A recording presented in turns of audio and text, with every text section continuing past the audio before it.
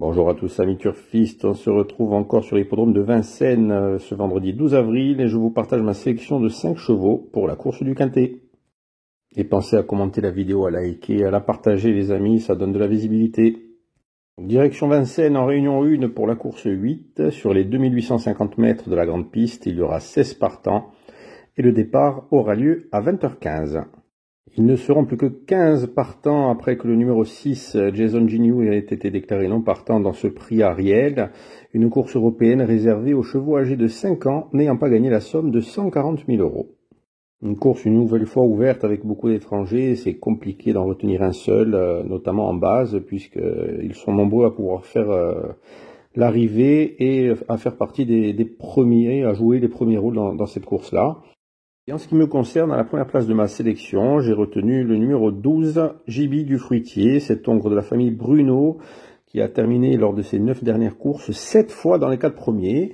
Il s'entend bien avec David Thomas, dont leur dernière association s'est soldée par une bonne deuxième place sur le parcours du jour, qui était dans un lot similaire. Et il sera de nouveau déféré des 4 pieds. Je pense qu'il fera partie des candidats allant lutter pour la victoire. En deuxième place de ma sélection, j'ai retenu le numéro 9, Just Doléron.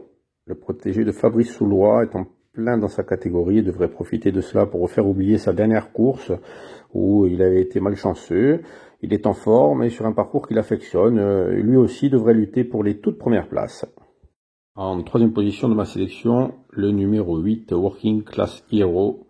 Ce Scandinave n'a couru que 2 fois en France, dont une sur les 2700 mètres de la cendrée parisienne, où il avait pris une petite 5e place alors qu'il était attendu pour être au moins sur le podium. Et la deuxième fois, c'était dernièrement, il s'est imposé. C'était sur l'hippodrome de Caen avec Gabi Gelormini qui avait déjà couru avec lui en Suède. Et dans ce rendez-vous, il sera drivé par le très en forme Mathieu Mottier et sera de nouveau déféré des 4 pieds. Son portefeuille n'est pas aussi bien garni que s'il avait pu courir les 3/4 de ses courses en France, mais je ne serais pas surpris de le voir batailler pour le podium et peut même en remporter une course comme ça. On continue avec en 4e place de ma sélection le numéro 7, Jouvence de Carrel.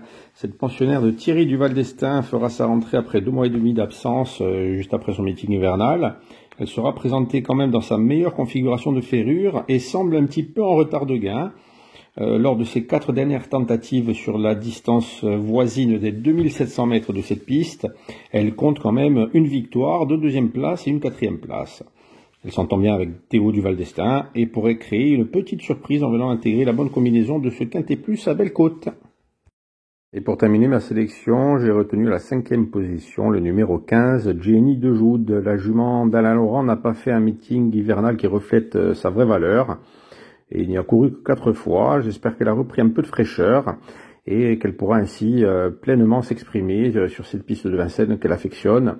Et elle peut compléter la bonne combinaison de ce Quintet Plus sans souci.